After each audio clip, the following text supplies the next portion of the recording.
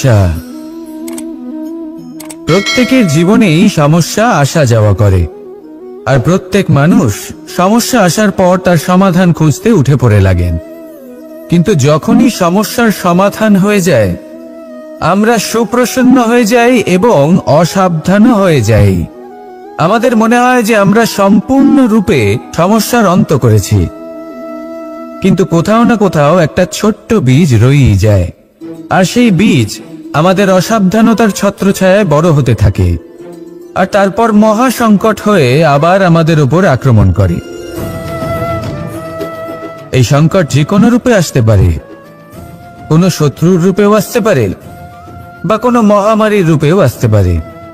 সেই জন্য সবসময় সাবধান থাকাই উচিত, কারণ অসাবধান হলে কি হয়, আমাদের সুরক্ষা চক্রে একটা ছেদ উৎপন্ন হয়, আর আমাদের শেষ করতে পারে এমন এক বাণ সেই ছেদ বিন্দু হয়ে আমাদের হৃদয়ে প্রবেশ করতে পারে।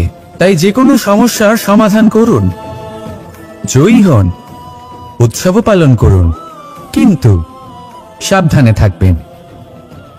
আসুন আর আমার সাথে ভালোবেসে বলুন, রাধা রাধা।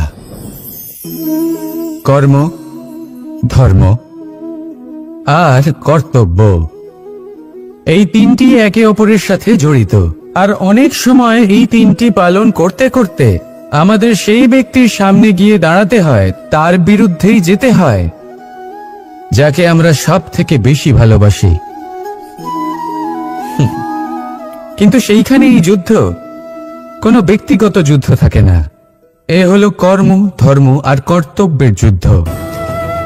এটা সরল নয়, অত্যন্ত কঠিন হয় তার সম্মুখীন হওয়া যাকে আমরা সব থেকে বেশি সম্মান করি। কিন্তু আমাদের তো আমাদের ধর্মের পথে চলতেই হবে, কারণ আমরা কর্মবদ্ধ, কর্তব্যবদ্ধ, আর এটাই করা উচিত। শুধু এটুকু মনে রাখবেন, যদি আপনার উদ্দেশ্য শুভ হয়, আপনার ভাবনা শুভ হয়, আপনি যদি কর্ম, ধর্ম আর কর্তব্যের পথে অগ্রসর হন, তাহলে এই প্রক্রিয়াতে যদি আপনাকে আপনার আরাধ্যেরও সামনে দাঁড়াতে হয়, তাহলেও আপনার কোনো ক্ষতি হবে না।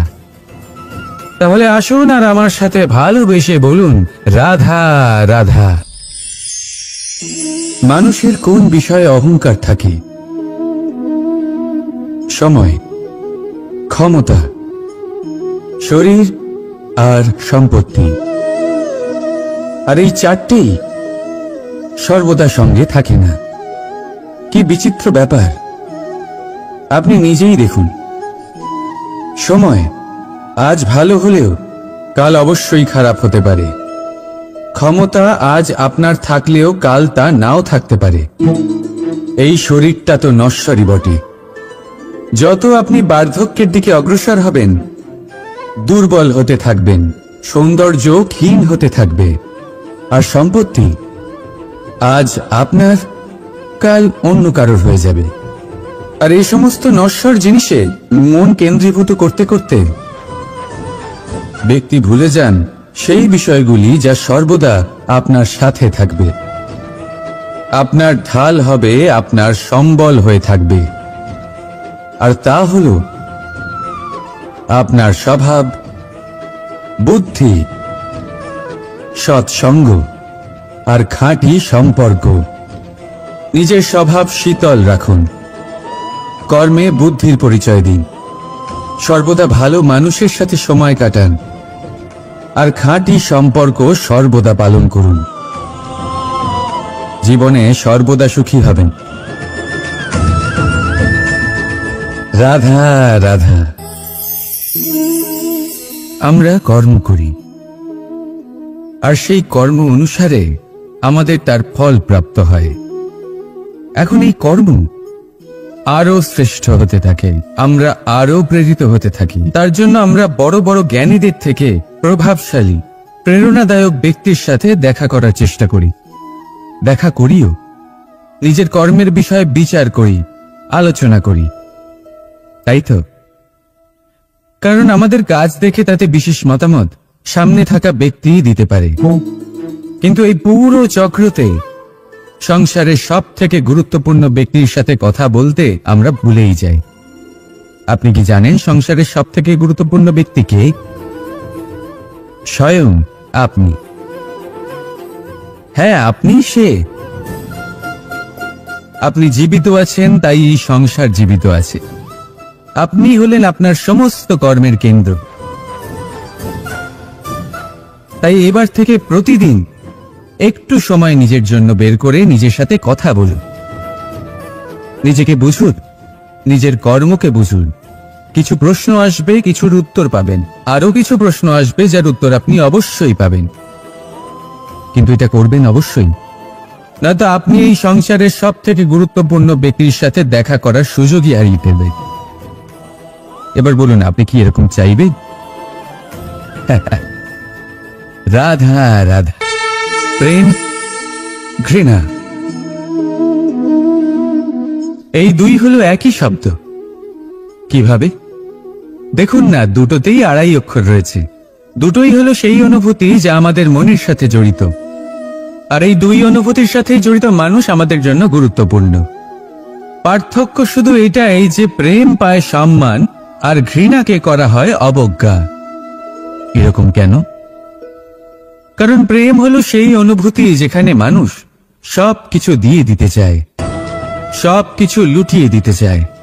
সেখানে ঘৃণা হলো এমন অনুভূতি যেখানে মানুষ সবকিছু কেড়ে নিতে চায়, সবকিছু জিতে নিতে চায়।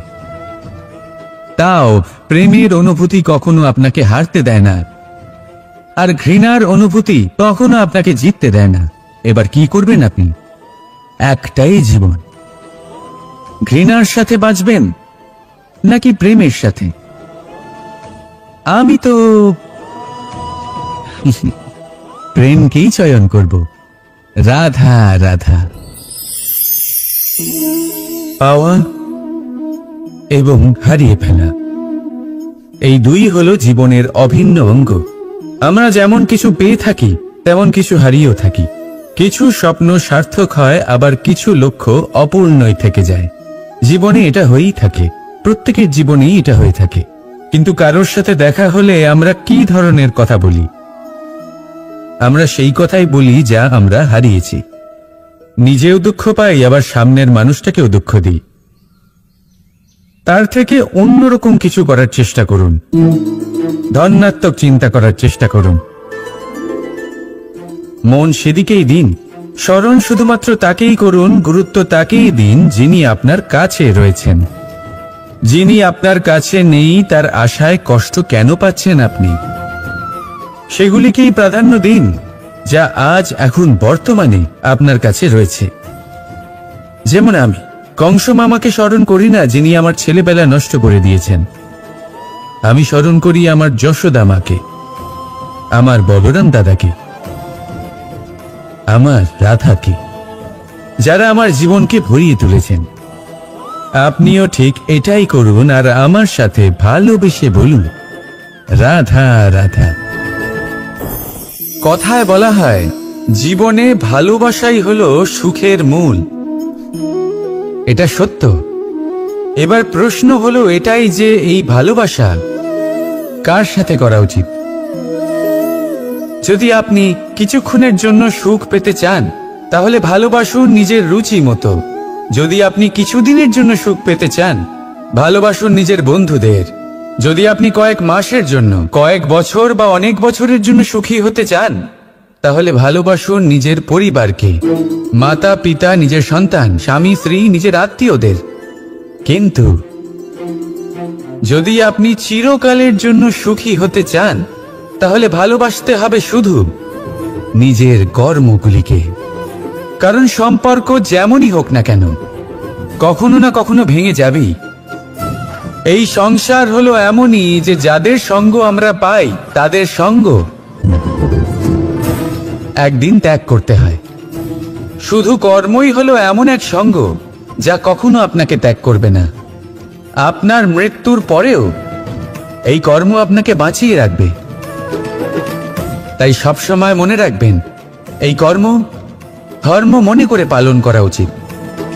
জীবনের শেষ মুহূর্ত পর্যন্ত কর্মকে ভালোবাসুন, জীবনের শেষ মুহূর্ত পর্যন্ত সুখে থাকবেন।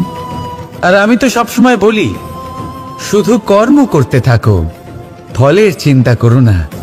তাহলে আসুন আর আমার সাথে ভালোবেসে বলুন, রাধা রাধা, সদিচ্ছা। দেখতে গেলে 3 অক্ষরে তৈরি এই শব্দ, কিন্তু সমস্ত ত্রিলোক তার উপরেই আধারিত। আপনি এই সংসারে এসেছেন, তখন অবশ্যই শ্বাস নেবেন, কিন্তু তার বদলে আপনাকে কিছু তো দিতেই হবে। আপনার উপর নির্ভর করছে আপনি কি দেবেন।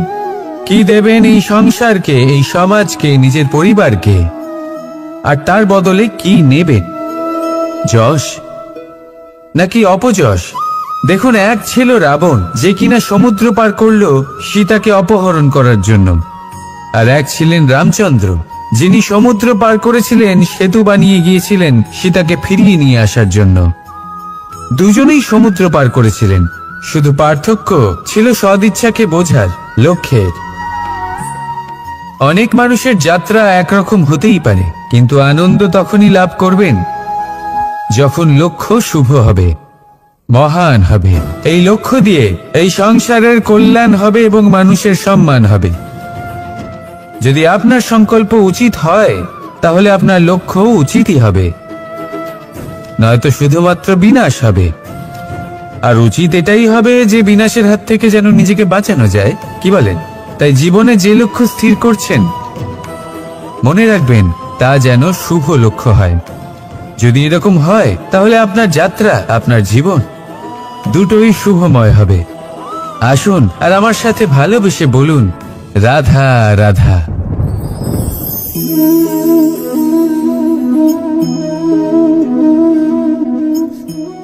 মুক্ত।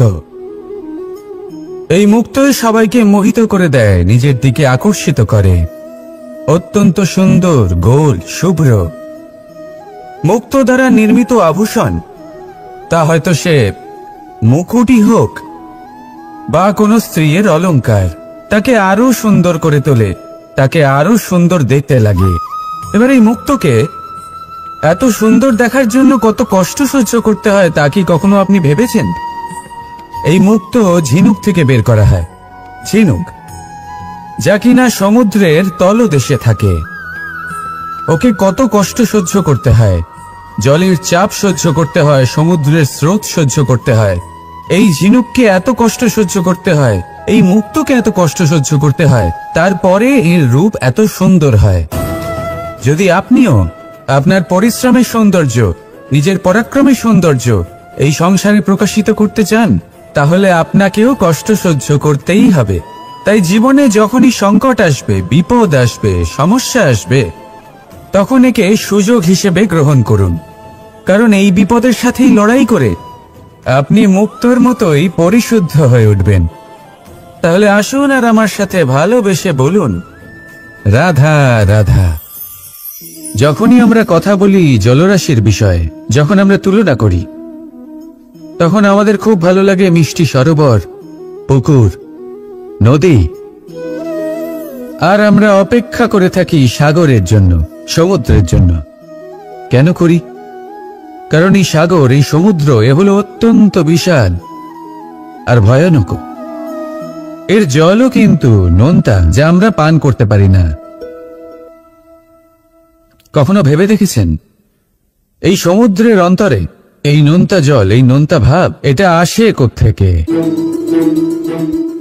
এই যে সমুদ্র, যে প্রবাহমান নদীর থেকে যে খনিজ নির্গত হয়, তার ভান্ডার হলো এটা। সেই খনিজকে নিজের অন্তরে গ্রহণ করে, সেই নোনতা ভাব নিজের মধ্যে সমাহিত করে, আর তারপর সেই নোনতা জল বাষ্পে পরিণত হয়ে ওপরে উঠে যায়, যা মেঘ হয়ে আপনার ওপর মিষ্টি বৃষ্টি হয়ে ঝরে পড়ে। এ হলো সমুদ্রের ত্যাগ, যার জন্য আপনি মিষ্টি জল পান করতে পারছেন, সে নদী থেকেই হোক বা সরোবর থেকে। সেই জন্যই হয়তো সাগর হলো এত মহান, হয়তো সেই জন্যই রত্ন সাগরে পাওয়া যায়। তাই মনে রাখবেন, ক্ষমতা তারই হয় যে ত্যাগ করতে জানে, কোনো বিষকে নিজের মধ্যে ধারণ করে নিতে জানে। তাহলে আপনিও এটাই করুন, এতটাই শক্তিশালী হয়ে উঠুন, আর আমার সাথে ভালোবেসে বলুন, রাধা রাধা। পরিচ্ছন্নতা। বর্তমানের এই প্রজন্ম আগের প্রজন্মের এই যে অতিশুদ্ধতার অভ্যেস ছিল, তা নিয়ে ঠাট্টা করে, তাকে মূর্খতা মনে করে। বুঝতেই পারে না কেন? আমাদের মা, ঠাকুমা, দিদিমা এদের দেখেছি সকালে উঠে সবার আগে স্নান করেন। কেন? বুঝতেই পারে না। কেন কথায় কথায় বারান্দা উঠোন পরিষ্কার করা হয়? বুঝতেই পারে না।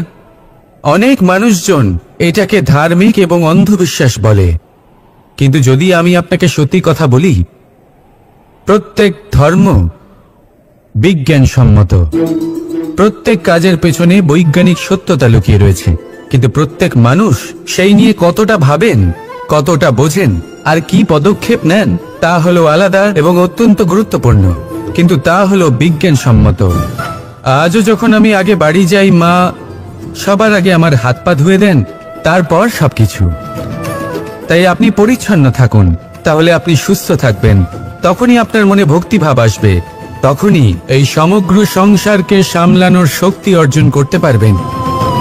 তাহলে পরিচ্ছন্ন থাকুন, সব ভালো থাকবে। রাধা রাধা। এটা দেখতে পাচ্ছেন? আপনি নিশ্চয়ই জানেন এটা কি। এটা বড়ই বিচিত্র এক বস্তু। এটা হলো কয়লা। আমি একে বিচিত্র এই কারণে বলছি, ভেবে দেখুন, যদি এটা গরম হয় আর আপনি এটাকে ধরে ফেলেন, এটা আপনার হাত পুড়িয়ে ফেলবে। আর যদি এটা ঠান্ডা হয় আর আপনি এটা ধরেন, তাহলে এটা আপনার হাতে কালি লাগিয়ে দেবে। অর্থাৎ যে কোনো পরিস্থিতিতেই, যে কোনো রূপেই থাকুক না কেন, গরম হোক অথবা ঠান্ডা, এটা কোনো না কোনো ভাবে আপনার ক্ষতি অবশ্যই করবে। এরকমই হয় খারাপ মানুষজন, বদ সঙ্গ, ঠিক কয়লার মতো। আপনি যদি কিছু নাও করেন, যাই হয়ে যাক, এরা যদি আপনার কাছে থাকে, তাহলে কোনো না কোনো ভাবে জীবনে আপনার কোনো না কোনো ক্ষতি অবশ্যই হবে। তাই নিজের জীবনে সবসময় সঙ্গতের নির্ণয় অত্যন্ত ভেবেচিন্তে করবেন। রাধা রাধা। ইচ্ছে, সিদ্ধান্ত আর নিশ্চয়তা, এই শব্দগুলো আমরা আমাদের জীবনে অনেকবার শুনেছি, তাই না? জীবনে অনেক যে এক কুয়ো খোঁড়ার সিদ্ধান্ত নিয়েছে, সেই মাটি খোঁড়ার জন্য কোদাল অবশ্যই পেয়ে যায়। আর যে নিশ্চিত করে নিয়েছে, সে দেরি করে হলেও সেই শীতল জল অবশ্যই পেয়ে যায়। তাই জীবনে কেবল ইচ্ছে করবেন না, সিদ্ধান্ত নিন আর তারপর নিশ্চিত করুন, সব পেয়ে যাবে। আর ভালোবেসে বলুন, রাধা রাধা। স্বপ্ন আর লক্ষ্য একই মনে হয়। এই দুইয়েরই কথা মানুষ কল্পনা করেন, এই দুই মানুষ অর্জন করতে চান। আর এই দুই পূর্ণ হলে মানুষ নিজেকে অত্যন্ত ভাগ্যবান বলে মনে করেন। কিন্তু এই দুইয়ের মধ্যে পার্থক্য আছে। পার্থক্য এই যে স্বপ্নের জন্য বিনা পরিশ্রমের ঘুম দরকার হয়, আর লক্ষ্যের জন্য বিনা ঘুমের পরিশ্রম। যে ব্যক্তি ঘুমের মধ্যে স্বপ্ন দেখতে থাকেন, জেগে ওঠার পর তার হাত খালি থেকে যায়। আর যে ব্যক্তি পরিশ্রম করেন, শয়নকালেও তার হাত তার লক্ষ্যেই থাকে। তাই যদি স্বপ্নও দেখতে হয়, তাহলে লক্ষ্য জেনে পরিশ্রম করুন আর ভালোবেসে বলুন, রাধা রাধা। জীবনে কিছু করে দেখাতে হলে বদল আনতে পারবে, তাকে পথ দেখাতে পারবে, তার জীবনে পরিবর্তন আনতে পারবে। আর তাই মানুষ সংসার জুড়ে তাকেই খোঁজেন, যিনি তার পাশেই আছেন।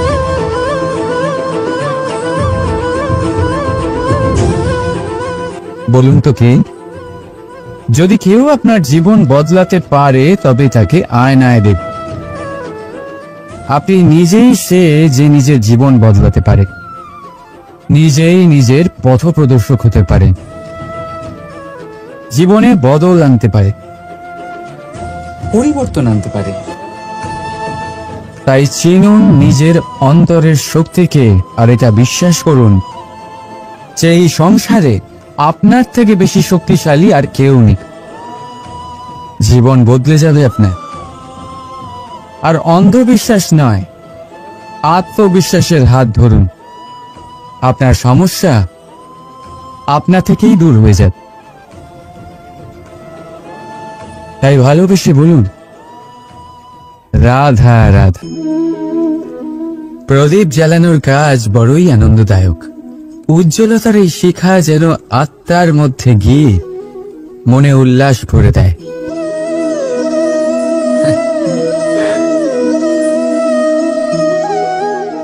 এ আমি কি করলাম? আমি একে নিভিয়ে দিলাম, অথচ এই দিয়েই আমি অন্য প্রদীপগুলি জ্বালিয়েছিলাম। কারণ যতক্ষণ এই শিখা অন্য প্রদীপগুলিকে জ্বালাচ্ছিল, ততক্ষণ এই নিজেও জ্বলছিল। কিন্তু যেই ও এই কাজ করা ছেড়ে দিল, তখন একেও নিভতে হল। বুঝলেন? সেরকমই জীবন হলো উজ্জ্বলতা দেওয়ার আরেক নাম। যদি জীবনে শুভ কাজ করেন, অপরের উপকার করে, অন্যদের সহায়তা করে, তাহলেই জীবিত থাকবেন। আর যেদিন এই কাজ করা আপনি বন্ধ করে দেবেন, শ্বাস প্রশ্বাস নেওয়া সত্ত্বেও মৃত হয়ে যাবেন। তাই যতক্ষণ শ্বাস চলছে, আশারূপী উজ্জ্বলতা ছড়াতে থাকুন। বিশ্বাস করুন, মৃত্যুর পরেও আপনি অমর থাকবেন। তাই ভালোবেসে বলুন, রাধা রাধা। যবে থেকে যে প্রাণের অস্তিত্ব পেয়েছে, তবে থেকেই আরো একটি শব্দ জন্ম লাভ করেছে, সংঘর্ষ। জন্মলগ্ন থেকেই মানুষকে বাঁচার জন্য সংঘর্ষ করে যেতে হয়। কখনো নিজের লক্ষ্যে পৌঁছবার জন্য সংঘর্ষ করতে হয়, আর কখনো যা পেয়েছেন তাকে রক্ষার জন্য সংঘর্ষ করতে হয়। কিন্তু প্রত্যেকে একই অভিযোগ করে যে সংঘর্ষ করার সময় ভীষণ কষ্ট হয়। আপনি যোদ্ধা হলে প্রহার আপনাকে সহ্য করতেই হবে। সাঁতার শিখতে হলে জলে আপনাকে প্রবেশ করতেই হবে। পায়ের তলায় তাদেরই কড়া পড়ে যারা রোজ হাঁটেন, আর যারা হাঁটেন তারা নিজেদের লক্ষ্যে অবশ্যই পৌঁছন। তাই মনে রাখবেন, জীবন ততক্ষণই আছে যতক্ষণ কর্ম করবেন। তাই সংঘর্ষ করতে থাকুন, কষ্ট ভুলে যান, আর আমার সাথে ভালোবেসে বলুন, রাধা রাধা। মানুষ সর্বদা ফলাফলের কথা ভাবেন, যে আমি যা করতে চলেছি তার ফল কি হবে, তার পরিণাম কি হবে। কিন্তু এর চিন্তা কেন? কারণ কর্ম যদি শুভ হয়, তাহলে তার পরিণাম খারাপ হতেই পারে না। শুভ চিন্তা নিয়ে যারা কর্ম করেন, তাদের ফলের চিন্তা কিসের? যারা ফুল বিক্রি করেন, তাদের মাঝে সাঝে কাঁটা নিশ্চয়ই ফোটে, কিন্তু সুগন্ধ তাদের হাতে থেকেই যায়। এর সন্ধানে কয়লার খনিতে নামা ব্যক্তি কালিমা লিপ্ত হয়ে গেলেও তার হাতে হিরে অবশ্যই থাকে। তাই শুভ চিন্তা নিয়েই কর্ম করে যান, পরিণাম শুভই হবে। আর ভালোবেসে বলুন, রাধা রাধা। যাই পাত্রের মধ্যে শীতল থাকে, আর যিনি পান করেন তাকেও শীতল রাখে। আর যে জল এই পাত্রের বাইরে উতলে পড়ে, তা হল অভিমান, যা বাইরের উত্তাপে বাষ্প হয়ে উবে যায়। সর্বদা মনে রাখবেন, আত্মসম্মান আপনাকে দৃঢ় করে, আপনাকে শক্তি প্রদান করে, আর অভিমান আপনাকে দুর্বল করে দেয়। তাহলে কি হতে চান আপনি? আত্মসম্মানী নাকি অভিমানী? সিদ্ধান্ত আপনার। রাধা রাধা। সমস্যা। প্রত্যেকের জীবনেই সমস্যা আসা যাওয়া করে, আর প্রত্যেক মানুষ সমস্যা আসার পর তার সমাধান খুঁজতে উঠে পড়ে লাগেন। কিন্তু যখনই সমস্যার সমাধান হয়ে যায়, আমরা সুপ্রসন্ন হয়ে যাই এবং অসাবধানও হয়ে যাই। আমাদের মনে হয় যে আমরা সম্পূর্ণরূপে সমস্যার অন্ত করেছি, কিন্তু কোথাও না কোথাও একটা ছোট্ট বীজ রয়েই যায়, আর সেই বীজ আমাদের অসাবধানতার ছত্রছায়ায় বড় হতে থাকে, আর তারপর মহা সংকট হয়ে আবার আমাদের উপর আক্রমণ করে। এই সংকট যে কোনো রূপে আসতে পারে, কোনো শত্রুর রূপেও আসতে পারে, বা কোনো মহামারীর রূপেও আসতে পারে। সেই জন্য সবসময় সাবধান থাকাই উচিত, কারণ অসাবধান হলে কি হয়, আমাদের সুরক্ষা চক্রে একটা ছেদ উৎপন্ন হয়, আর আমাদের শেষ করতে পারে এমন এক বাণ সেই ছেদ বিন্দু হয়ে আমাদের হৃদয়ে প্রবেশ করতে পারে। তাই যে কোনো সমস্যার সমাধান করুন, জয়ী হন, উৎসব পালন করুন, কিন্তু সাবধানে থাকবেন। আসুন আর আমার সাথে ভালোবেসে বলুন, রাধা রাধা। কর্ম, ধর্ম আর কর্তব্য, এই তিনটি একে অপরের সাথে জড়িত, আর অনেক সময় এই তিনটি পালন করতে করতে আমাদের সেই ব্যক্তির সামনে গিয়ে দাঁড়াতে হয়, তার বিরুদ্ধেই যেতে হয়, যাকে আমরা সব থেকে বেশি ভালোবাসি। কিন্তু সেইখানেই যুদ্ধ, কোনো ব্যক্তিগত যুদ্ধ থাকে না। এ হলো কর্ম, ধর্ম আর কর্তব্যের যুদ্ধ। এটা সরল নয়, অত্যন্ত কঠিন হয় তার সম্মুখীন হওয়া যাকে আমরা সব থেকে বেশি সম্মান করি। কিন্তু আমাদের তো আমাদের ধর্মের পথে চলতেই হবে, কারণ আমরা কর্মবদ্ধ, কর্তব্যবদ্ধ, আর এটাই করা উচিত। শুধু এটুকু মনে রাখবেন, যদি আপনার উদ্দেশ্য শুভ হয়, আপনার ভাবনা শুভ হয়, আপনি যদি কর্ম, ধর্ম আর কর্তব্যের পথে অগ্রসর হন, তাহলে এই প্রক্রিয়াতে যদি আপনাকে আপনার আরাধ্যেরও সামনে দাঁড়াতে হয়, তাহলেও আপনার কোনো ক্ষতি হবে না। তাহলে আসুন আর আমার সাথে ভালোবেসে বলুন, রাধা রাধা। মানুষের ক্ষমতা আজ আপনার থাকলেও কাল তা নাও থাকতে পারে। এই শরীরটা তো নশ্বরই বটে। যত আপনি বার্ধক্যের দিকে অগ্রসর হবেন, দুর্বল হতে থাকবেন, সৌন্দর্য ক্ষীণ হতে থাকবে, আর সম্পত্তি আজ আপনার, কাল অন্য কারোর হয়ে যাবে। আর এই সমস্ত নশ্বর জিনিসে মন কেন্দ্রীভূত করতে করতে ব্যক্তি ভুলে যান সেই বিষয়গুলি যা সর্বদা আপনার সাথে থাকবে, আপনার ঢাল হবে, আপনার সম্বল হয়ে থাকবে।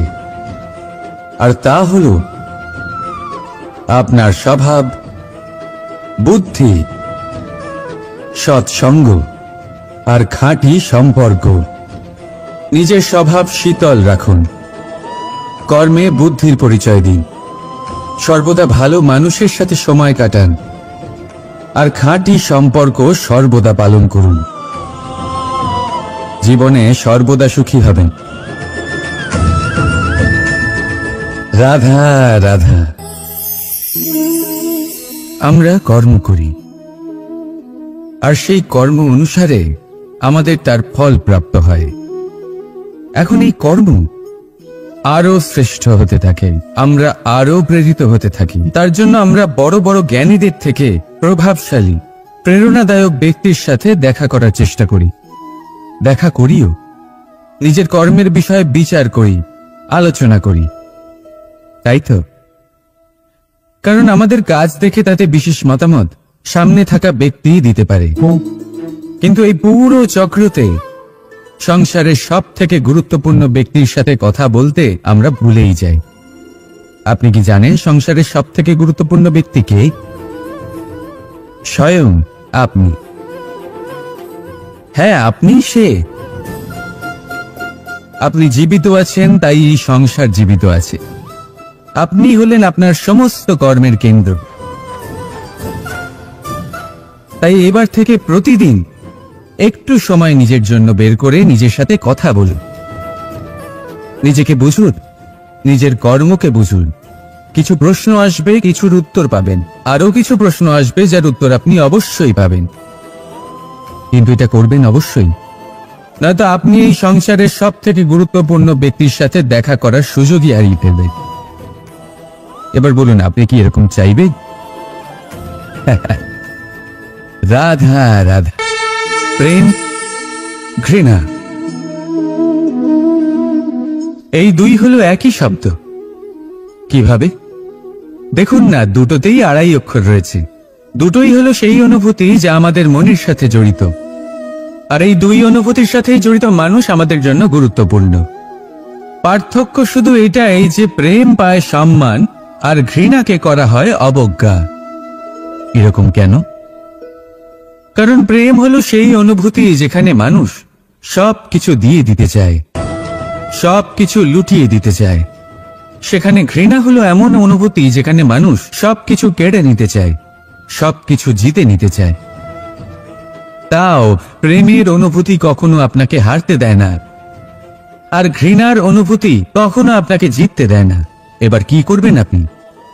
একটাই জীবন, ঘৃণার সাথে বাঁচবেন নাকি প্রেমের সাথে? আমি তো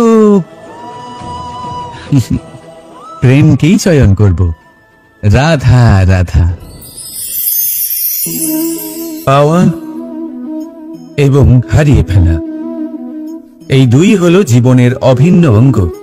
আমরা যেমন কিছু পেয়ে থাকি তেমন কিছু হারিয়েও থাকি। কিছু স্বপ্ন সার্থক হয়, আবার কিছু লক্ষ্য অপূর্ণই থেকে যায়। জীবনে এটা হয়েই থাকে, প্রত্যেকের জীবনেই এটা হয়ে থাকে। কিন্তু কারোর সাথে দেখা হলে আমরা কি ধরনের কথা বলি? আমরা সেই কথাই বলি যা আমরা হারিয়েছি। নিজেও দুঃখ পাই, আবার সামনের মানুষটাকেও দুঃখ দিই। তার থেকে অন্যরকম কিছু করার চেষ্টা করুন, ধনাত্মক চিন্তা করার চেষ্টা করুন। মন সেদিকেই দিন, স্মরণ শুধুমাত্র তাকেই করুন, গুরুত্ব তাকেই দিন যিনি আপনার কাছে রয়েছেন। যিনি আপনার কাছে নেই তার আশায় কষ্ট কেন পাচ্ছেন আপনি? সেগুলিকেই প্রাধান্য দিন যা আজ এখন বর্তমানে আপনার কাছে রয়েছে। যেমন আমি কংস মামাকে স্মরণ করি না যিনি আমার ছেলেবেলা নষ্ট করে দিয়েছেন।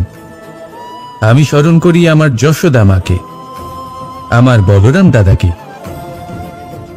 আমার রাধাকে, যারা আমার জীবনকে ভরিয়ে তুলেছেন। আপনিও ঠিক এটাই করুন, আর আমার সাথে ভালোবেসে বলুন রাধা রাধা। কথায় বলা হয় জীবনে ভালোবাসাই হলো সুখের মূল। এটা সত্য। এবার প্রশ্ন হলো এটাই যে এই ভালোবাসা কার সাথে করা উচিত?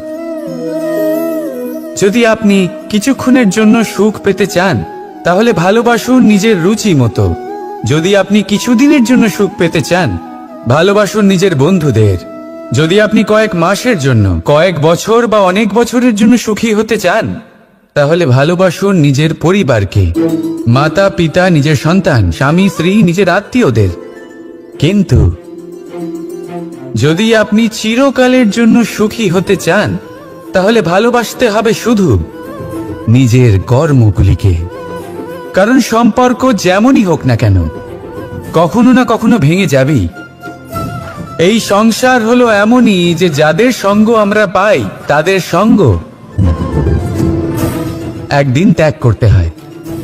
শুধু কর্মই হলো এমন এক সঙ্গ যা কখনো আপনাকে ত্যাগ করবে না।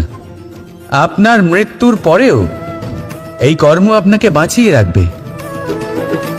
তাই সবসময় মনে রাখবেন, এই কর্ম ধর্ম মনে করে পালন করা উচিত। জীবনের শেষ মুহূর্ত পর্যন্ত কর্মকে ভালোবাসুন, জীবনের শেষ মুহূর্ত পর্যন্ত সুখে থাকবেন। আর আমি তো সবসময় বলি, শুধু কর্ম করতে থাকো, ফলের চিন্তা করো না। তাহলে আসুন আর আমার সাথে ভালোবেসে বলুন রাধা রাধা।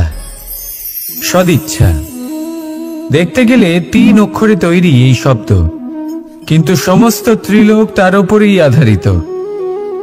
আপনি এই সংসারে এসেছেন তখন অবশ্যই শ্বাস নেবেন, কিন্তু তার বদলে আপনাকে কিছু তো দিতেই হবে। আপনার উপর নির্ভর করছে আপনি কি দেবেন। কি দেবেন এই সংসারকে, এই সমাজকে, নিজের পরিবারকে, আর তার বদলে কি নেবেন? যশ নাকি অপযশ? দেখুন, এক ছিল রাবণ, যে কিনা সমুদ্র পার করল সীতাকে অপহরণ করার জন্য, আর এক ছিলেন রামচন্দ্র যিনি সমুদ্র পার করেছিলেন সেতু বানিয়ে গিয়েছিলেন সীতাকে ফিরিয়ে নিয়ে আসার জন্য। দুজনেই সমুদ্র পার করেছিলেন, শুধু পার্থক্য ছিল সদিচ্ছাকে বোঝার লক্ষ্যের। অনেক মানুষের যাত্রা একরকম হতেই পারে, কিন্তু আনন্দ তখনই লাভ করবেন যখন লক্ষ্য শুভ হবে, মহান হবে। এই লক্ষ্য দিয়ে এই সংসারের কল্যাণ হবে এবং মানুষের সম্মান হবে। যদি আপনার সংকল্প উচিত হয় তাহলে আপনার লক্ষ্য উচিতই হবে, নয়তো শুধুমাত্র বিনাশ হবে। আর উচিত এটাই হবে যে বিনাশের হাত থেকে যেন নিজেকে বাঁচানো যায়, কি বলেন? তাই জীবনে যে লক্ষ্য স্থির করছেন মনে রাখবেন তা যেন শুভ লক্ষ্য হয়। যদি এরকম হয় তাহলে আপনার যাত্রা, আপনার জীবন দুটোই শুভময় হবে। আসুন আর আমার সাথে ভালোবেসে বলুন, রাধা রাধা।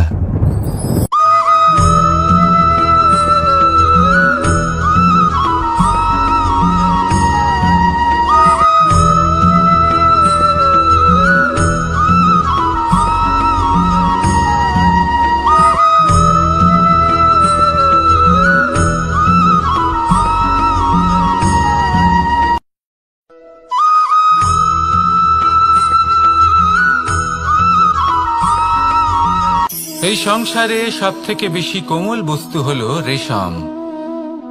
এই রেশম এতটাই কোমল হয় যে এর পুরো একটা থান শুধুমাত্র একটা হাতে ধরা সম্ভব।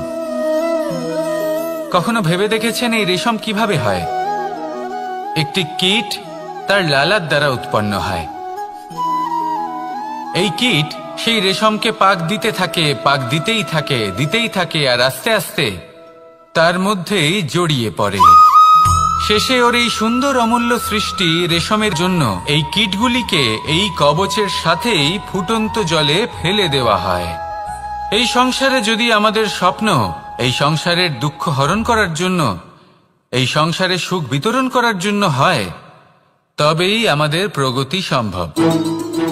যদি আমাদের এই স্বপ্ন শুধুই আমাদের এবং আমাদের স্বার্থ সিদ্ধির জন্য হয়, তাহলে এই স্বপ্ন আমাদের অন্ধ করে দেবে, আমাদের অন্ধকারের পথে নিয়ে যাবে, আর আমরাও সেই কীটের মতো হয়ে যাব। নিজেদেরই মায়াজালে আমরা নিজেই ফেঁসে যাব, আর শেষে আমরা যদি কিছু লাভ করি তা হবে একাকিত্ব, অন্ধকারময় মৃত্যু। তাই স্বপ্ন অবশ্যই দেখুন, কিন্তু এমন ভাবে স্বপ্ন দেখবেন না যে তার এই বন্দিগৃহে আপনি নিজেই ফেঁসে গেলেন। স্বপ্ন দেখুন পরোপকারে।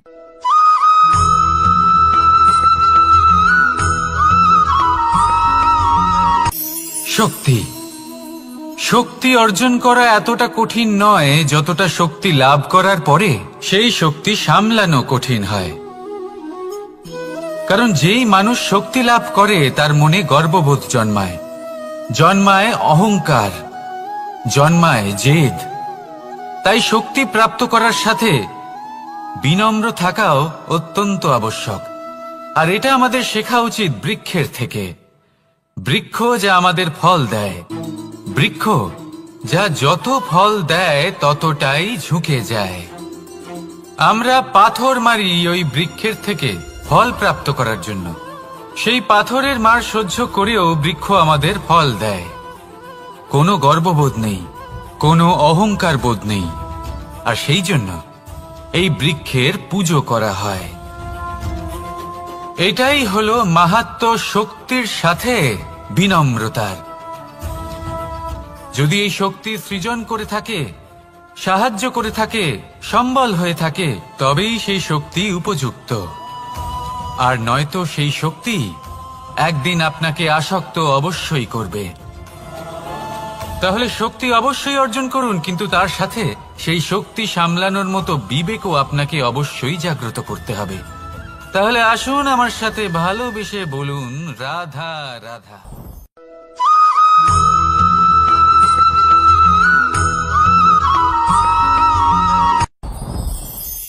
সাথী সাথী এই শব্দটির ব্যাখ্যা কে কিভাবে করে?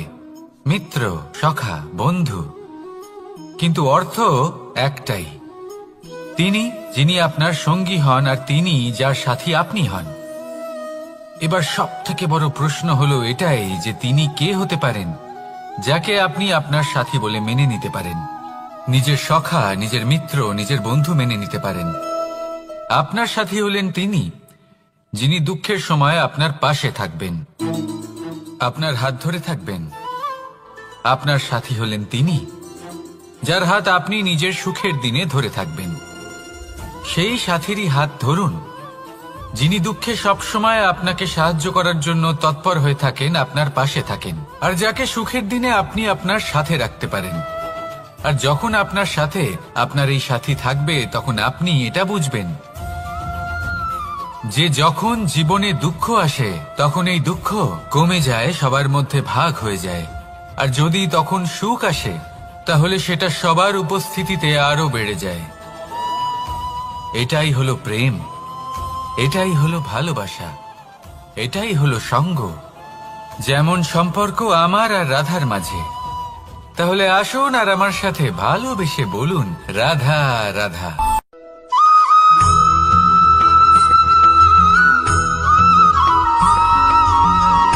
জীবন কিসের উপর নির্ভরশীল? ধনের ওপর, বৈভবের অনুভব যদি আপনি করতে চান তাহলে তা পাবেন শুধু একতার দ্বারা, সংগঠনের দ্বারা। যদি আপনাকে উদাহরণ দিই, নিজের এই হাতটাকে দেখুন, 5টা আঙুল রয়েছে। কোনো একটা বস্তুকে নিজের একটা আঙুল দ্বারা তুলে ধরার চেষ্টা করে দেখুন, বড়ই কষ্ট হবে। তখন আপনি বুঝতে পারবেন যখন এই 5টি আঙুল একত্রিত হয় তখন কোনো কাজ কতটা সহজ হতে পারে। এটাই হলো শক্তি একতার। সব থেকে ভালো উদাহরণ যদি আপনাকে দিই তাহলে বাঁশি। এই বাঁশি থেকে অত্যন্ত মধুর সুর নির্গত হয় যা সবার মন প্রসন্ন করে দেয়। এই কথা সত্যি, কিন্তু এই বাঁশি আমি একটা বা দুটো আঙুল দিয়ে বাজাতে পারবো না। আমাকে প্রত্যেকটা আঙুল ব্যবহার করতেই হবে, তবেই এর থেকে মধুর সুর নির্গত হবে যা সকলকে প্রসন্ন করবে, ঠিক কিনা? ঠিক এইভাবেই যদি আপনি চান যে আপনার জীবনরূপী বাঁশি থেকেও মধুর সুর নির্গত হোক বা সবার মনকে প্রসন্ন করে তুলুক, তাহলে আপনাকেও জীবনে একতা নিয়ে আসতেই হবে। আপনি একাও কর্ম করতে পারেন, পথ চলতেও পারেন, সামনেও এগোতে পারেন, সাফল্যও লাভ করতে পারেন। কিন্তু যখন সকলে একসাথে এগোবেন, সেই পথে চলবেন, সেই কর্মই করবেন, তখন লক্ষ্যে অবশ্যই পৌঁছবেন, সাফল্য অবশ্যই লাভ করবেন। কিন্তু সেই সাফল্য এবং তার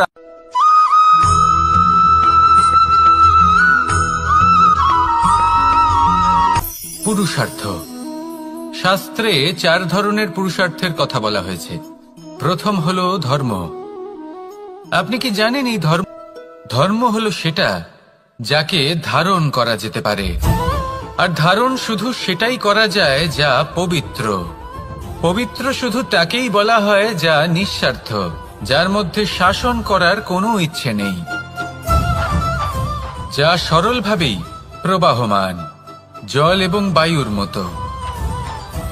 যখন কোনো ব্যক্তি ধর্মকে ধারণ করেন এবং সেই ধর্ম সেই ব্যক্তিকে রক্ষা করে, তখন তাকে ধর্ম বলা হয়। ধর্ম যা রক্ষা করে অহংকার থেকে, খারাপ চিন্তার হাত থেকে। সেই জন্য পুরুষার্থ গড়ে তোলার আগে, ধর্ম পালন করার আগে ধর্মের প্রকৃত অর্থ কি সেটা বুঝে নিন। এটা জেনে রাখুন যে সমস্ত ধর্মের আধার, সমস্ত ধর্মের ভিত শুধুমাত্র ভালোবাসা। আসুন আর এই ভালোবাসার সাথেই বলুন, রাধা রাধা।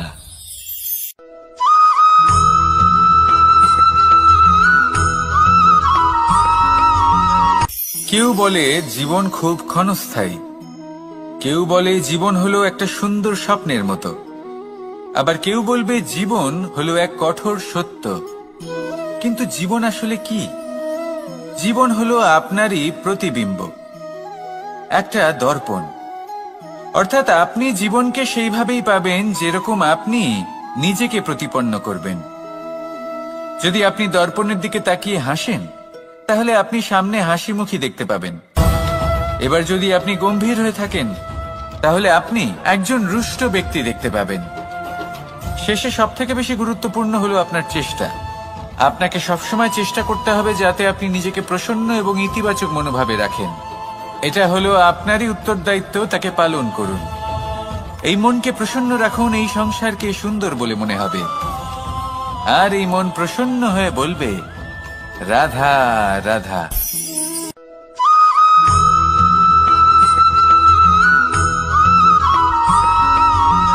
এই সংসারে প্রত্যেক মানুষ এটাই চান যে তিনি যেন ধনবান হন, আর্থিক অবস্থা তার ভালো থাকে, ওনার বাড়িতে লক্ষ্মীর আগমন হয়। কিন্তু সেটা হবে কি করে, সেটাই হলো প্রশ্ন। কেউ বলেন যে যদি পরিশ্রম করো তাহলে ধন অর্জন সম্ভব, কেউ বলেন যে যদি বিদ্যা লাভ হয় তবেই ধন অর্জন সম্ভব, কেউ বলেন যে যদি বলশালী হও তবেই সম্পন্ন থাকবে। ভালো কথা, যদি তাই হয়ে থাকে, তবে দিনমজুর সারা দিন পরিশ্রম করেন, তিনি কেন ধনী হন না? অনেকজন বিদ্বান মানুষ আছেন এই সংসারে, তারা কেন ধনবান হন না? অনেক সংখ্যক বলশালী ব্যক্তি আছেন, তাদের কাছে ধন নেই কেন? তাদের কেন ধনের অভাব হয়? আবার এমনও কিছু মানুষ আছেন যারা পরিশ্রম করেন, তারা দিনমজুর, কিন্তু তারা ধন অর্জন করতে পারেন। কিছু বিদ্বান ব্যক্তি আছেন যাদের কাছে অধিক মাত্রায় ধন রয়েছে, কয়েকজন বলশালী ব্যক্তি রয়েছেন যাদের কাছে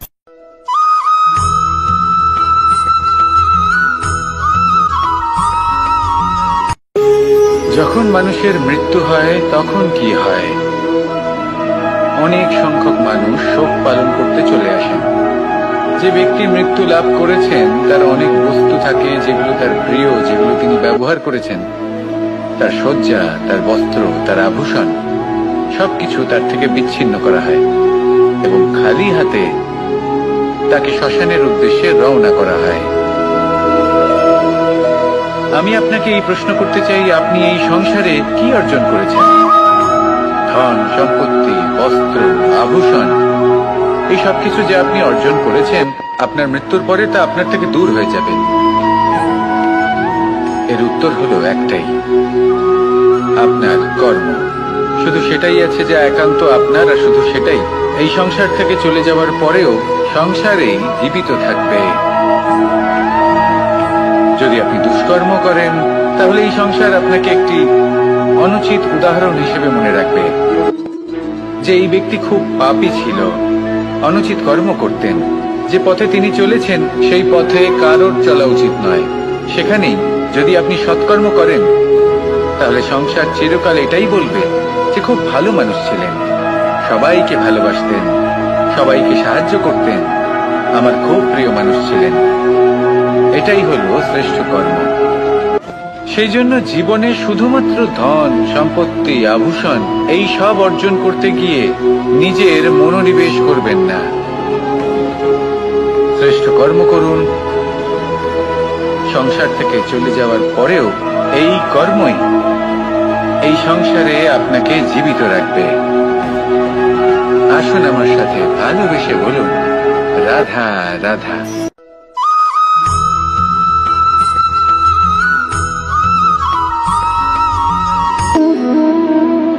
সম্পর্ক হলো আমাদের জীবনের একটি আধার। কিছু সম্পর্ক এমন যা আমরা জন্মসূত্রে লাভ করি, যেমন পরিবার, মা, বাবা। কিছু সম্পর্ক আছে যা আমরা জীবনে অর্জন করে থাকি, তা সে প্রেমের হোক, স্নেহের হোক বা বন্ধুত্বের। এই সকল সম্পর্ক লাভ করার বা গড়ে তোলার 5টি ধাপ রয়েছে। প্রথম ধাপ, কোনো ব্যক্তির সাথে আলাপ হওয়া, তার সাথে কথা বলা বা তাকে দেখা। দ্বিতীয় ধাপ, সে ব্যক্তিকে আমাদের ভালো লাগা। তৃতীয় ধাপ, আমাদের এটা চাইতে শুরু করা যে জীবনে এই ব্যক্তি যেন আমাদের বন্ধু হন, আমাদের জীবনে থাকেন, বা আমাদের কাউকে ভালোবেসে ফেলা, আর এটা আমাদের ভাবা বা চাওয়া যে সেই ব্যক্তি যেন আজীবন আমার সাথে থাকেন, আমার জীবনে আমার সাথী হয়ে। চতুর্থ ধাপ, লাভ করা। এবার এই ধাপটি অনেক মানুষের পক্ষেই খুবই সরল হয়, বড়ই সরল ভাবে নিজেদের সঙ্গীকে লাভ করে থাকে। কিছু মানুষের জন্য এই ধাপ অত্যন্ত কঠিন হয়ে থাকে। অনেক প্রতিকূল পরিস্থিতির উপর জয়লাভ করে তারা সঙ্গীকে লাভ করেন, কিন্তু লাভ অবশ্যই করেন। এরপরে আসে পঞ্চম, অন্তিম এবং সব থেকে গুরুত্বপূর্ণ ধাপ। সেটা হলো সেই সম্পর্ক পালন করা। এটা হলো এমন এক বিষয় যা প্রত্যেক মানুষের শেখা উচিত। যদি ব্যক্তি নিজের জীবনে সম্পর্ক রক্ষা করতে শিখে যান, তবে প্রত্যেক সম্পর্ক তার জীবনকে স্বর্গ করে তুলবে। আসুন আর আমার সাথে ভালোবেসে বলুন, রাধা রাধা।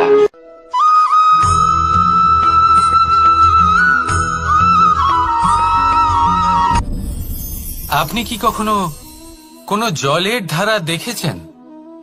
তার সামনে যতই মাটি থাকুক না কেন, যতই কাদা থাকুক না কেন, যখন এই জলের ধারা বইতে আরম্ভ করে দেয়, তাহলে নিজের মনের, নিজের ভাবনার, নিজের জীবনের যত অনাবশ্যক তত্ত্ব আছে, অনুপযোগী অংশ রয়েছে, অর্থাৎ অপরিষ্কার অংশ রয়েছে, তা নিজে থেকেই নির্মল হয়ে উঠবে। আর যেরকম জলের ধারা কখনো থেমে থাকে না, সব সময় বয়ে চলে, সেইভাবে আপনিও কখনোই থামবেন না। সবসময় বয়ে চলুন, এগোতে থাকুন। পথে যদি অনেক বিপদ আসে, সমস্যা আসে, থামবেন না, তার উপর নিরন্তর প্রহার করুন, নিরন্তর প্রয়াস করুন আর অগ্রসর হন। আপনি ভেবে দেখুন, এই জলের ধারা কখনো থেমে থাকে না, সবসময় বয়ে চলে, বিপদের সম্মুখীন হয়ে তাকে সাথে বয়ে নিয়ে চলে। সেই জন্য জলের ধারা, প্রবাহমান এই ধারা, এর থেকে কখনো দুর্গন্ধ আসে না, এতে কখনো ময়লা জমতে পারে না, বরং পালিত হয় সুন্দর প্রাণবন্ত জীবজন্তু, যেমন সুন্দর ছোট মাছ। তাই আপনিও এটাই করুন, কখনো থামবেন না, শুধু চলতে থাকুন, জলের ধারার মতো বইতে থাকুন। আপনি আপনার লক্ষ্য অবশ্যই খুঁজে পাবেন, আর তার সাথে নিজের অন্তরের যে মালিন্য রয়েছে তা আপনি নিজেই নিজের থেকে দূরে করে দেবেন। তাহলে আসুন আর আমার সাথে ভালোবেসে বলুন, রাধা রাধা।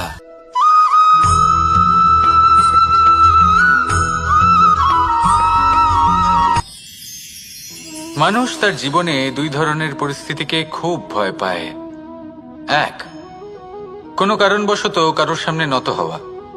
দুই, কোনো কারণে নিজের চরিত্র থেকে, নিজের মূল্যবোধ থেকে বিচ্যুত হওয়া। এবার কেন হয় এরকম যে কথায় কথায় কারোর সামনে নত হতে হয়? কেন বারংবার নিজের চরিত্র থেকে চ্যুত হতে হয়? এরকম কেন হয়? এটা তখনই হয় যখন আমাদের শিক্ষা এবং মূল্যবোধের অভাব থাকে।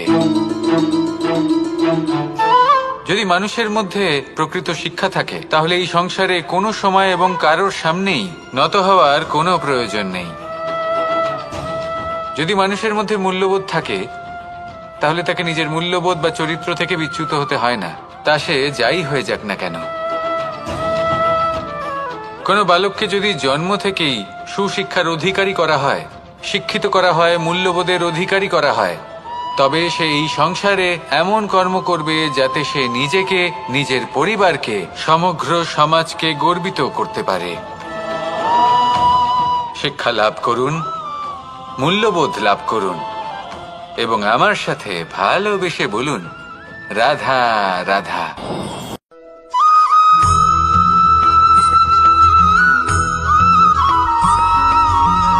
আপনি কখনো দিয়ে তাদের ঠোঁটে খাবার পরিবেশন করে, কিন্তু যেই সেই সন্তানেরা হৃষ্টপুষ্ট হয়ে যায় এবং সেই কথা বাজ নিজে বুঝতে পেরে যায়, সেই বাজ নিজেই সেই বাসা ছিন্ন ভিন্ন করে দেয়।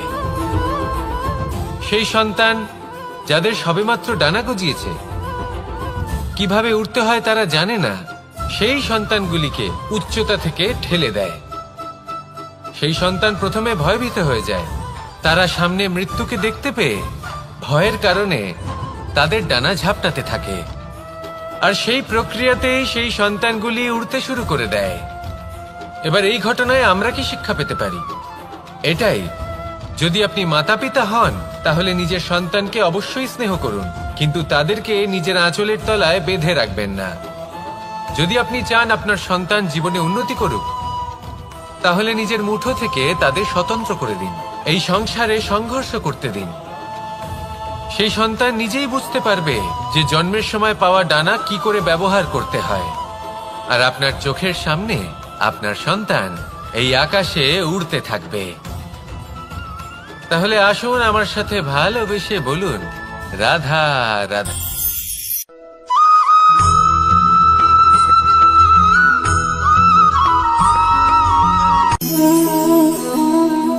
নিয়তি।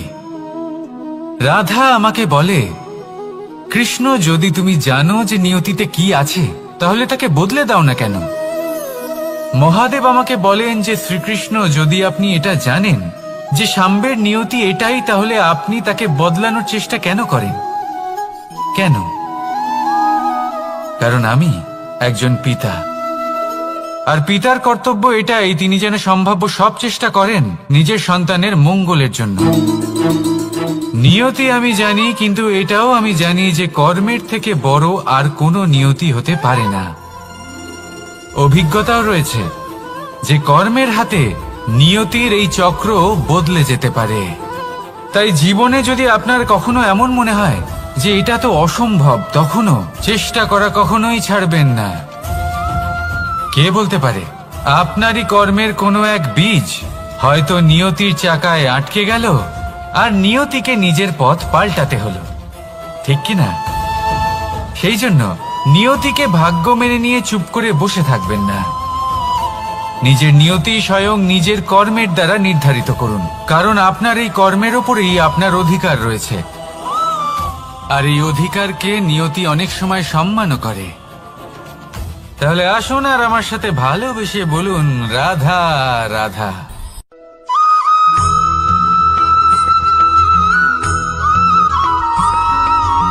কখনো কখনো আমরা ভাবি যে কোনো ব্যক্তি যিনি ধর্মের পথে চলেছেন, যদি তার দ্বারা কোনো ভুল হয়ে থাকে তাহলে নিয়তি তাকে সেই মুহূর্তেই কঠোর শাস্তি দেন।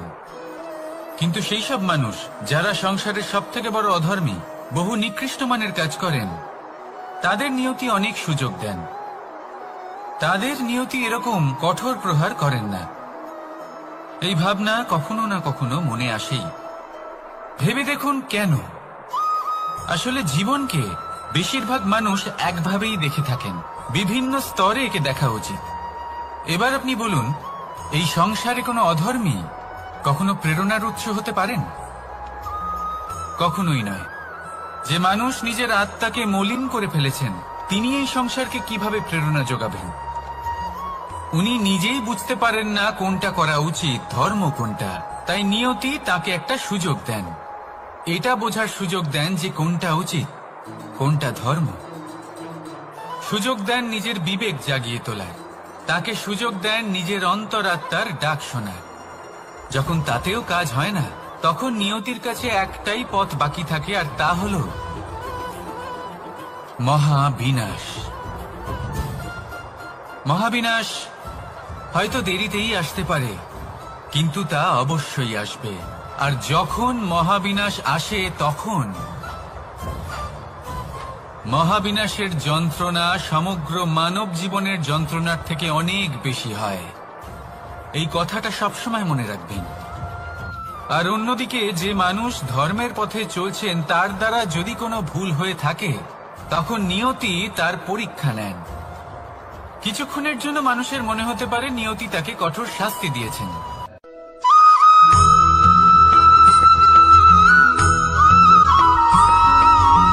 এই সংসারে কখনো কোনো ব্যক্তিকে তার বাইরের পোশাক দেখে বিচার করার চেষ্টা করবেন না, এটা খুব বড় ভুল করবেন। যেমন আমরা জীবনে অনেক সময় এমন করি, ধরুন কোথাও একটা গাছ দেখলাম, খুব বিশাল আকারের একটা গাছ, যেটা মাটির থেকে অনেক উঁচুতে পৌঁছে গেছে, যার বিশাল শাখা আছে। সেগুলো দেখে আমরা ভাবি যে এই গাছে হয়তো কত সুস্বাদু ফল আছে, আমরা সেই গাছের পরিচর্যা করতে থাকি। আবার অন্যদিকে হলো একটি তৃণ, যেটা মাটি থেকে কিছুটা উঁচুতে পৌঁছেছে, কিন্তু সেই তৃণর নিচে, মাটির নিচে অত্যন্ত সুস্বাদু ফল বা সবজি জন্ম নেয়, যা আমাদের স্বাস্থ্যের পক্ষে অত্যন্ত উপকারী। সেই জন্য কখনো আবরণ দেখে কাউকে বিচার করতে চেষ্টা করবেন না। তার বদলে এটা বোঝার চেষ্টা করুন যে আপনার সামনে যে ব্যক্তি আছে বা বস্তু আছে, তার বিশেষত্ব কি। যদি এই বিশেষত্ব বোঝার ক্ষমতা আপনি অর্জন করেন, যদি এই শিল্প আপনি নিজের ভেতরে জাগ্রত করেন, তাহলে এই সংসারে বিশেষত্ব কি সেটা আপনি জানতে পারবেন। আর এই সমস্ত খেলা দৃষ্টি থেকে নয়, দৃষ্টিভঙ্গি থেকে জন্ম নেয়। দৃষ্টিভঙ্গি সবসময় শুভ রাখুন আর আমার সাথে ভালোবেসে বলুন, রাধা রাধা।